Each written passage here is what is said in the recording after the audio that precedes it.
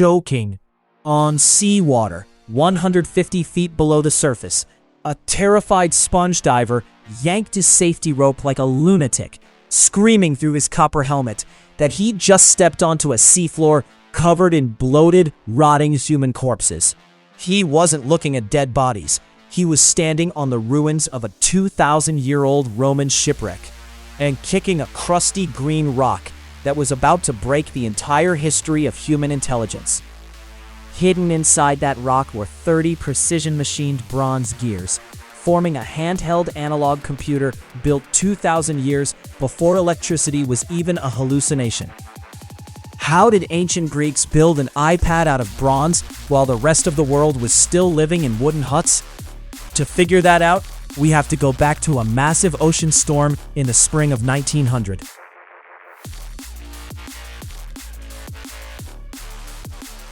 Let's backtrack to that spring day in 1900. A group of Greek sponge divers from the island of Simi were sailing home from Africa when a massive storm kicked up.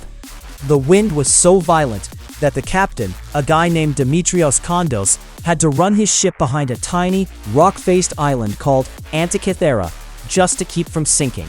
While they were waiting for the storm to stop blowing, the divers got bored. They figured, hey, we're stuck here anyway, let's put on our copper diving helmets and jump into the water to see if there are any sea sponges we can harvest.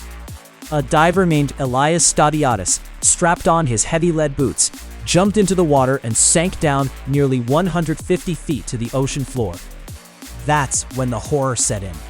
Elias saw arms, legs, and torsos scattered across the silt. When he finally surfaced and pulled his metal helmet off, he was shaking, pale, and rambling about the underwater graveyard.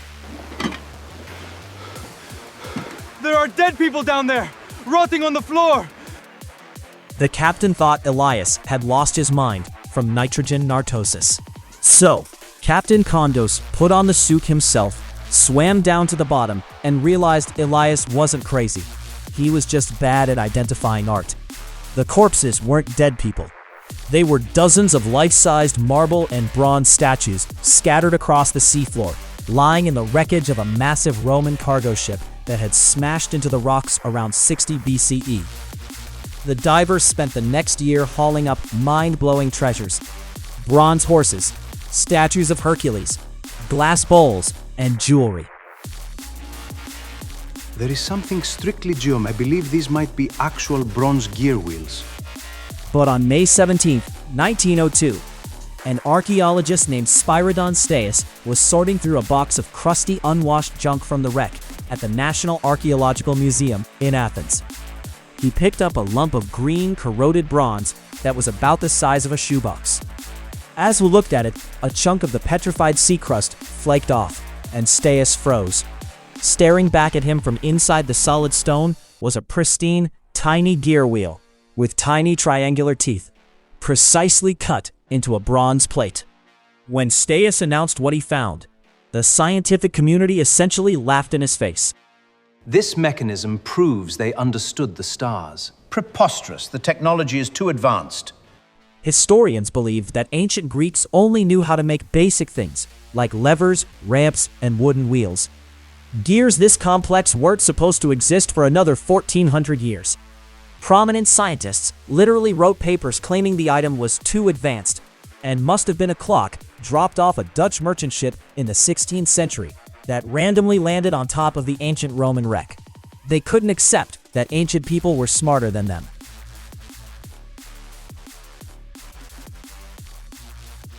For decades, the Antikythera mechanism sat in a glass case, mocking every historian who walked past it. Nobody wanted to pry it open, because if you try to pry 2,000-year-old corroded bronze open with a screwdriver, it turns into green dust. It was the ultimate historical teaser, a mystery box with no key. Then came the late 20th century, and scientists finally got their hands on 3D X-ray industrial CT scanners, the kind of massive machines used to inspect rocket engines from microscopic cracks. They took the lump of green rock, slid it into the scanner, and blasted it with high-energy radiation. What appeared on the computer monitors blew the doors off the history department. Inside that single lump of corroded metal was a dense, 3D labyrinth of over 30 interlocking bronze gears, stacked on top of each other with microscopic tolerance. Look at the reconstruction model pictured above. It wasn't just a clock. It was a compact, dual-sided, hand-cranked mechanical universe. The front face had a big dial showing the Greek zodiac and a calendar of 365 days. The back face had two giant spiral dials that looked like the tracks of a roller coaster. The gear teeth were cut at exact 60-degree angles, ranging from huge wheels with over 200 teeth down to tiny pinions with just 15. Even crazier, the internal scan revealed thousands of microscopic Greek characters, some less than 1 millimeter tall, etched into the bronze casing. It wasn't just a machine.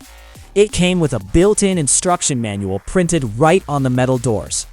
It was literally the ancient world's version of a user manual, explaining how to turn the crank, read the dials, and troubleshoot the readings. Hey, quick reality check.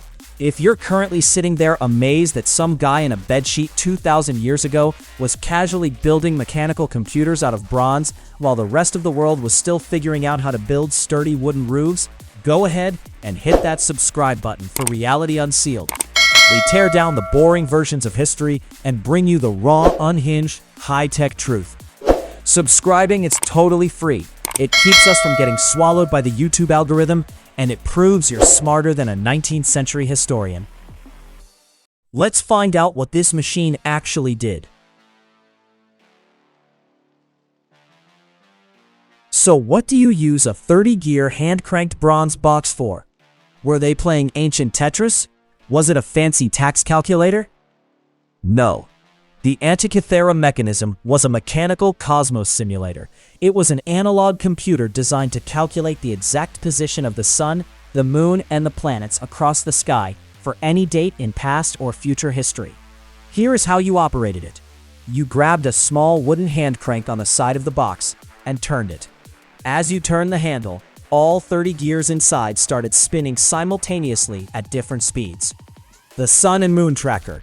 On the front dial, bronze pointers moved around a ring. One pointer showed where the sun was in the sky. Another pointer, a tiny half-black, half-white brass sphere that actually rotated on its own axis, showed the exact phase of the moon. New moon, waxing crescent, full moon. The eclipse predictor. On the back spiral dial, the machine used a 223-month cycle called the Saros cycle. If you turned the crank to a specific date in the future, the dial would point to a symbol and tell you, hey, at 3:00 p.m. on this date, there will be a solar eclipse. It will be visible in the Mediterranean and the sky will turn dark. The orbit smoother, the differential gear. This is the part that made modern engineers drop their coffee cups. The moon doesn't orbit the Earth in a perfect circle. It goes faster when it's closer and slower when it's farther away, an elliptical orbit. To recreate this uneven speed, the ancient engineers used a pin and slot gear mechanism that offset the center of one gear relative to another. It created a variable speed output 2,000 years before Johannes Kepler mathematically discovered planetary motion. The Olympic Games tracker. Because ancient Greeks cared way too much about sports, the machine even had a tiny subsidiary dial dedicated purely to tracking the 4-year cycle of the ancient Olympic Games, along with other major athletic festivals like the Nemean and Pythian Games. Imagine building a hyper-complex, astronomical supercomputer just so you don't miss the 140 BCE track and field finals.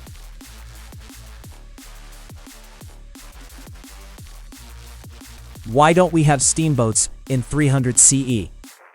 This is where the story turns from mind-blowing engineering into an absolute existential tragedy.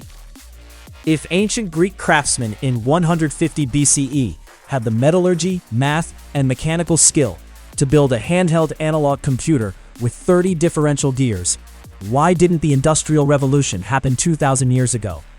Why weren't they driving bronze steam cars and flying mechanical gliders by the time the Roman Empire fell? Because history isn't a straight line going up. History is a chaotic game of save and reload, and humanity lost the save file. The Antikythera mechanism wasn't built in a vacuum. It was created during the Hellenistic period, a brief golden window of extreme scientific curiosity led by minds like Archimedes, Hipparchus, and Hero of Alexandria, a guy who literally invented a working steam engine called the Aeolipile in 1st century Egypt.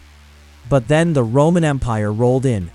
Rome was incredible at building aqueducts, roads, and massive armies, but they didn't care about theoretical math or delicate gearwork. They cared about conquest, taxes, and practical engineering. When Archimedes was killed by a Roman soldier in 212 BCE, the institutional knowledge started bleeding out. Then came the collapse of the Mediterranean trade routes, the burning of ancient libraries, civil wars, and economic crashes. The workshops that had the specialized tools, bronze foundries, and mathematical knowledge to make microgears were destroyed or went bankrupt. When the Roman ship carrying the Antikythera mechanism sank off the coast of Greece around 60 BCE, it took one of the last remaining mechanical computers on Earth down to the dark seabed. The skill to design and build complex gear trains vanished from the Western world. For the next 1,300 years, nobody on Earth built a machine with that level of mechanical complexity again. It wasn't until European craftsmen started building massive cathedral astronomical clocks in the 14th century that humanity finally caught back up to where the Greeks were in 150 BCE. We literally suffered a 1,300-year tech reset. The unhinged theories, alien iPads, and time travelers. When a 2,000-year-old computer shows up in an ocean trench, the internet does what the internet always does. It loses its collective mind. Let's look at the worst theories people have thrown at the Antikythera mechanism. Theory 1. A time traveler dropped their gadget. Some conspiracy theorists claim a modern scientist built a clockwork device, traveled back in time to show off to ancient Greeks, got drunk at a symposium, dropped his device into the ocean, and went home. Why it's completely dumb. If a time traveler built it, why are all the inscriptions written in Koine Greek using 2nd century BCE spelling? Why is the bronze alloy made using ancient smelting techniques full of impurities? And why would a time traveler use an ancient 365-day Egyptian calendar instead of a modern digital watch? A time traveler would bring an iPhone and a solar charger, not a 30-pound box of gears that breaks if it gets wet. Theory 2. It's alien technology from Atlantis. Proponents of ancient astronaut theories claim human brains were too primitive to calculate gear ratios, so extraterrestrials or survivors from Atlantis handed the blueprints to ancient Greeks. Why it's completely dumb. It insults human intelligence. The math behind the device wasn't magic. It was based on the astronomical calculations of Hipparchus and Babylonian star charts that had been recorded on clay tablets for hundreds of years. The Greeks didn't need aliens. They just needed geometry, fire, bronze, and a lot of free time. Theory 3. Archimedes built it himself in his garage. A popular historical theory is that the specific device found in the shipwreck was built by Archimedes himself before he died. Why it's only partially true. While the famous Roman writer Cicero wrote about a bronze sphere built by Archimedes that showed the motions of the sun and moon, carbon dating of the wood frame and analysis of the Greek lettering put the Antikythera mechanism's construction around 150 to 100 BCE, roughly 60 to 100 years after Archimedes was killed. Archimedes didn't build this exact box, but he likely invented the mechanical tradition that allowed later craftsmen to make it. The Antikythera mechanism is a terrifying reminder of one simple truth. Progress is not guaranteed. We like to sit in our air-conditioned rooms, scrolling on our smartphones, thinking that human civilization will always keep getting smarter, faster, and higher tech. But history proves that knowledge is fragile. An empire falls, a trade route collapses, a library burns, or a war breaks out. and suddenly the ability to build the future vanishes into thin air. If a simple shipwreck off a rocky Greek island could hide the existence of 2,000-year-old computer technology for over 20 centuries, what else have we forgotten? How many other brilliant inventions are sitting under 2 feet of mud, waiting for someone to pick them up, clean off the rust, and realize we aren't nearly as smart as we think we are? We aren't the first civilization to think we're at the peak of human intelligence. The guys who cut those 30 bronze gears thought the exact same thing right before their world collapsed into darkness. Speaking of ancient tech that makes zero sense, wait until you hear about our next deep dive. We're heading over to Iraq to examine the Baghdad Battery, a set of terracotta jars containing copper cylinders and iron rods from 2,000 years ago that look suspiciously like working electric batteries. Were ancient Mesopotamians electroplating gold, or were they just using them for weird religious parlor tricks? Make sure you're subscribed to Reality Unsealed so you don't miss that investigation.